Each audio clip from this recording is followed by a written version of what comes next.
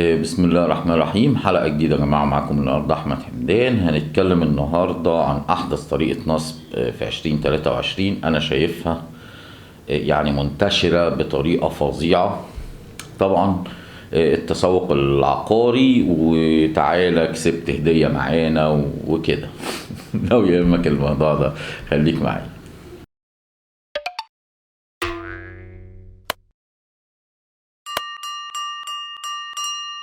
طبعا التجربة اللي هحكيها النهاردة لسه حاصلة معايا طازة يوم 18/12 اللي فات، خلاص 2022.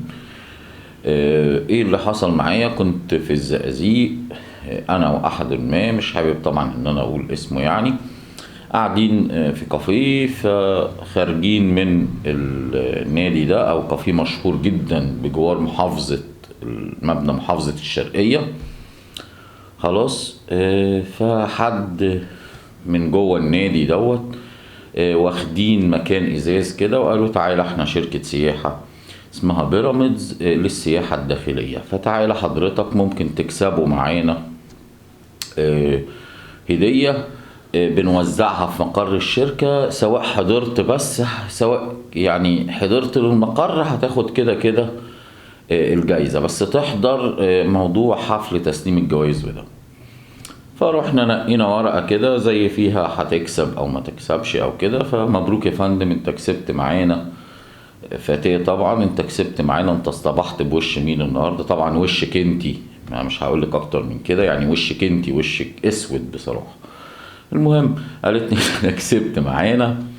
قالت لي طيب يا فندم، دي كارت دعوة انك تحضر معانا، ولازم لا تسيب بطاقتك لا تدفع 50 جنيه لجدية الحضور لمقر الشركة بعد ساعة، جنب مبنى المحافظة وبين مبنى الأمن الوطني. يعني في الزقازيق في مبنى الأمن الوطني وفي مبنى المحافظة، في برج في النص بقى الشركة اسمها بيراميدز، تمام، بين الاتنين في الدور الخامس طبعا هناك يعني.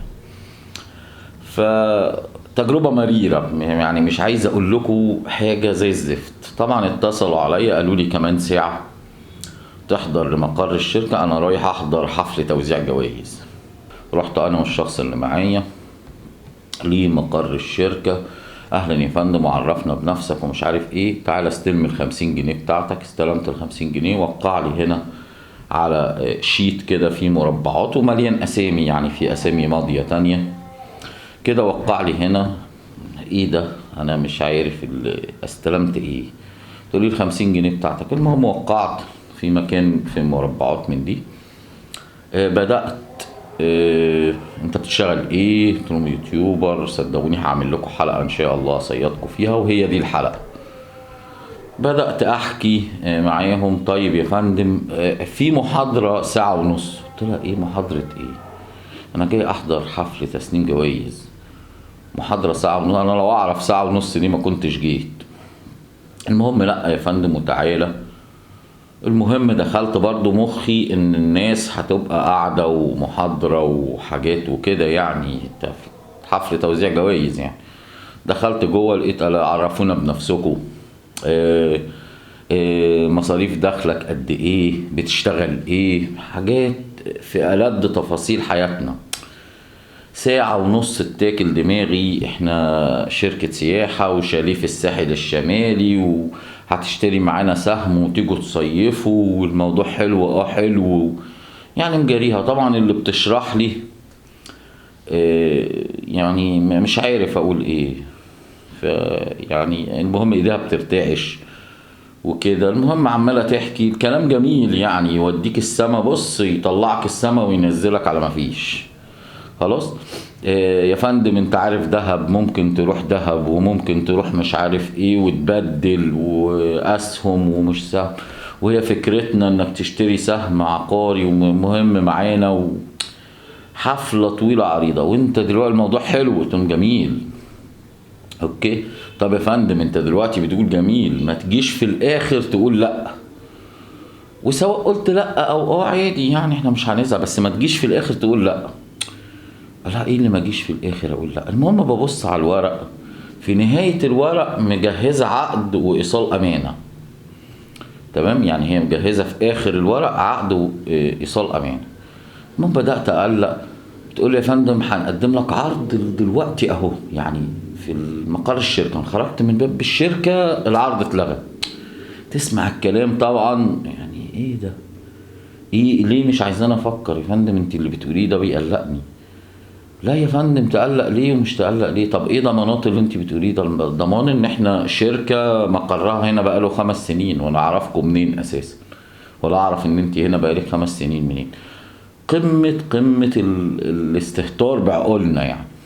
المهم في الاخر خالص جت واحدة تانية بقى بتقولي هقدم لك العرض، وهو عرض هتدفع 29,000 جنيه وهتمضي على إيصالات أمانة بباقي المبلغ اللي هو 45,000، هتدفع 450 جنيه كل شهر، وده عرض للنهاردة فقط، لو خرجت من باب المكتب مش هيبقى متاح. قلت لها يا فندم هو طب افترضت عايز أشور حد أو أسأل حد، يعني ايه المشكلة؟ قالت لي لا تفكر ليه، أنا بيجيلي عملاء كتير وبتاع. أنت منين؟ أنا من كذا.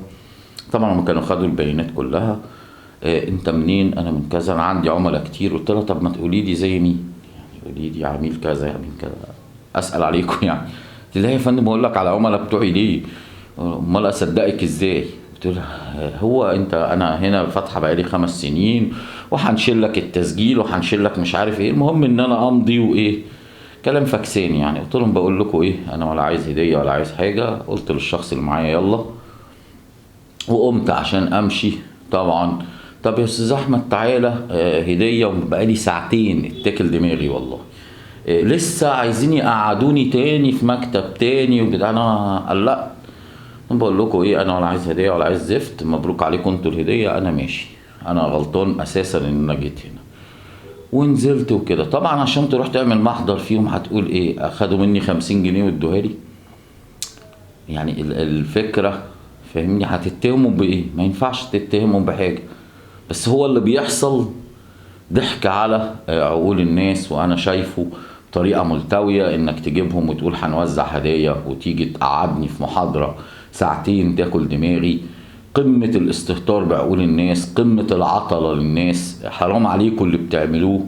بصراحه موقف سيء. شركه بيراميدز دي في الزقازيق او في اي حته شركه تقول لك تعالى هديه والكلام الفاكسين ده، صدقني ده قمه النصب اللي بيحصل دلوقتي.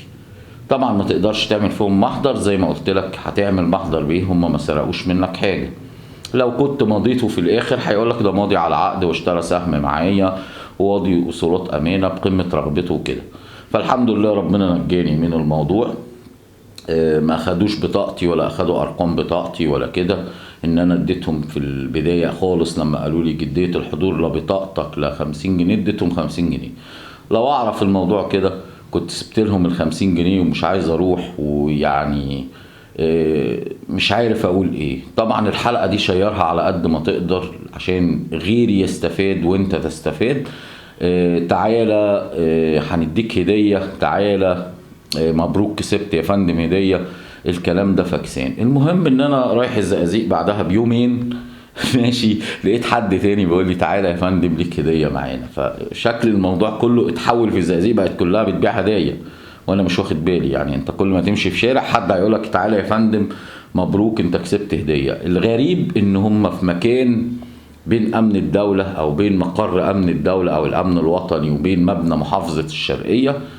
الغريب انهم في مكان ممتاز جدا. الغريب ان ليهم مكتب جوه نادي البارون. يعني مش عارف اقول لك ايه. انا شايف اللي حصل معايا ده ضحك على عقول الناس بطريقة ملتوية.